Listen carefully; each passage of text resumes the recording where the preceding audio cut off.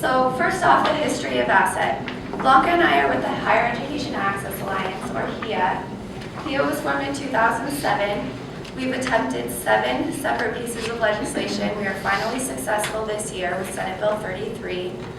We have titled it the ASSET Bill. It stands for Advancing Students for a Stronger Economy Tomorrow.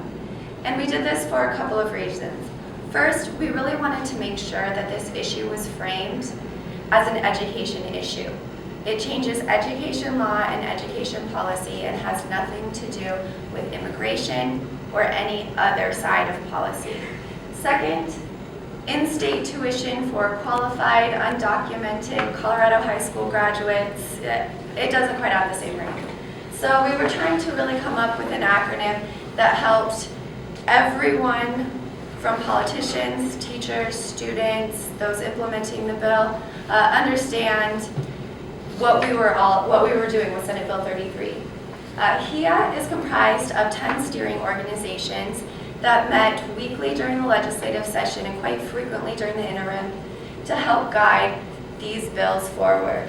We also have quite a large advisory committee. It's comprised of about 100 individuals and organizations that have signed on in support of the concept throughout the years. So there's vast support in all corners of our state, in all different industries, all different people. Luckily, we were able to get Senate Bill 33 passed this year with bipartisan support in both chambers, and it was signed into law on April 29th of this year by our governor and went into effect immediately upon his signature.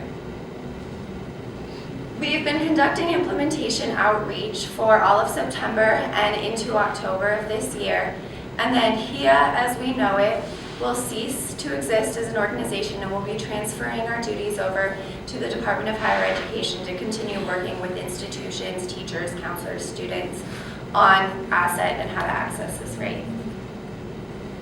So who qualifies for the ASSET tuition rate? You have 2 key groups of students that qualify. First, we have our map, and you see this on our handouts. You can go through it on our website and students can find out if they preliminarily qualify. We have our first group of students. It's a little bit more simple on that map. They have to fulfill 3 separate requirements, and these are students that graduated after September of 2013, so September of this year. Students need to have attended a Colorado high school for 3 or more years. So that means 6 semesters. Students can piece this together however they would like.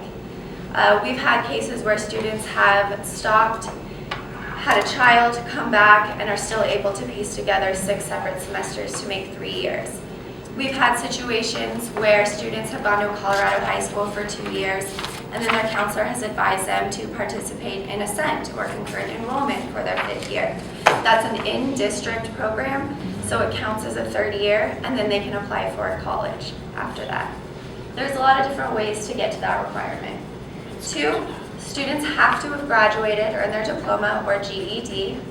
And then 3, students must be admitted to a Colorado higher education institution within 12 months of receiving that diploma or GED. Notice that we said admitted and not enrolled. A student can be admitted and request to defer their enrollment for a year to, let's say, work and make some money to pay tuition.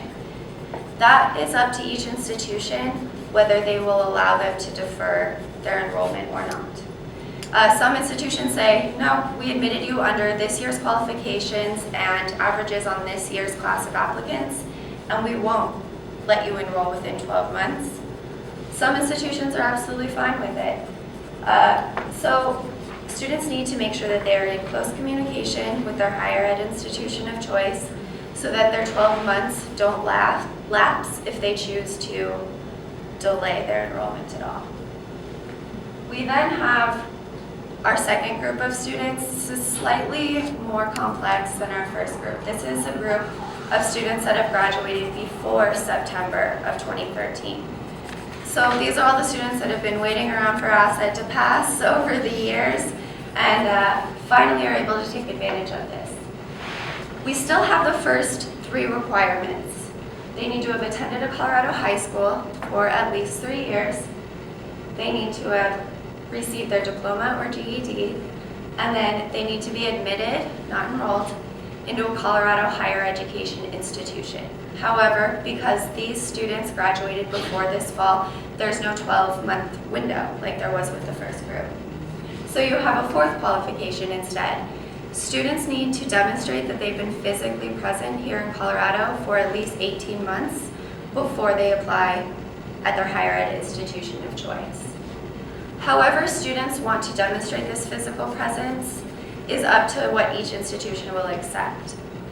We've provided a list on our website of what students can provide for their deferred action card, and Blanca will talk a little bit more about what deferred action is and the differences between deferred action and asset in a couple minutes. But we've listed everything that deferred action accepts as proof of physical residency. And this is everything from rent receipts, utility bills, employment history. It could be religious documentation. It really covers a wide variety of ways that students can prove this 18 months continual presence here in Colorado. There are no standards for time periods, documentation once a month, every 2 weeks. Whatever the institution is comfortable accepting to guarantee that they have checked that these students have been here for those 18 months is what the institutions are using. So again, I say students need to be in communication with and very familiar with the policies of their college of choice. Students also, really quickly, that are on transfer agreements or reciprocity agreements, such as WICHE, those students do qualify for asset. They need to show their transcripts at their reciprocal institution. And there's one other higher ed transfer agreement called WHOE. And students that participate in that go out of state and they pay 1.5 times an in-state tuition rate in those states. Those students, we are not sure if they will qualify for asset. That's still something that the Department of Higher Ed is figuring out. So if you have students that are participating in WHOE and would like to come back and take advantage of asset, contact the Department of Higher Education and they can work with those students on a case-by-case basis. So now Blanca will get into deferred action, or DACA, as we know it, and explain a little bit about how DACA and asset work together, but the differences between the two policies. Deferred action is sometimes known in Spanish as la acción deferida, sometimes known as Obama's thing for the dreamers, mistakenly recognized as the DREAM Act, or as DACA, D-A-C-A. DACA stands for Deferred Action for Childhood Arrivals. It was a policy, not a law, that was implemented under the Obama administration beginning on, and announced on June 15th of 2012. The first date that students could actually submit applications was August 15th of 2012. And it provides two things and two things only. Protection from deportation for the applicant themselves, not their families, and a social security number that is valid for 2 years of legal work authorization. Now, as we continue our presentation with asset, what we want to be clear is that just because the student has a DACA card and that social security number does not automatically make them qualified under asset. There's a misconception in our community that now that students have this 9-digit number, social security number, that they can apply for FAFSA, that they can apply for in-state tuition rates. And that's simply not the case. DACA is a federal level policy, a power of the president, right? It can be rescinded at any time, either under our current president or any subsequent presidencies. And frankly, the states do not have the power to make any type of immigration law or policy. Right? Any further changes or updates, the renewal process, what's next, any other type of permanent status or citizenship needs to happen at the federal level. Right?